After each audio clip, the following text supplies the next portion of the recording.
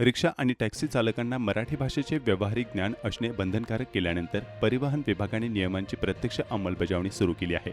परिवहन मंत्री प्रताप सरनाईक यांच्या मतदारसंघातील मीरा रोडच्या 15 नंबर बसस्टॉप परिसरातील रिक्षा स्टँडवर आज आरटीओच्या पथकाने तपासणी केली. यावेळी प्राथमिक तपासणीतच 8 ते 9 रिक्षा चालकांना मराठीचे आवश्यक व्यावहारिक ज्ञान नसल्याचे निदर्शनास आले. ठाणे प्रादेशिक परिवहन कार्यालयाचे मोटार वाहन निरीक्षक कृष्णांत बळवंत बामणेकर यांच्या पथकाने ही कारवाई केली. नियमांनुसार प्रवाशांशी आवश्यक संवाद मराठीत साधता येणे अपेक्षित आहे. मराठीचे ज्ञान नसलेल्या चालकांना सुरुवातीला नोटीस देऊन भाषा शिकण्याची संधी दिली जाऊ शकते. त्यानंतर नियमांचे पालन न केल्यास परवाना किंवा परमिटवर कारवाई होण्याची शक्यता आहे. दरम्यान परिवहन मंत्र्यांच्या मतदारसंघातच मराठीच्या ज्ञानाची शिकवणी व्यवस्थित झाली नसल्याने आश्चर्य व्यक्त केलं जात आहे.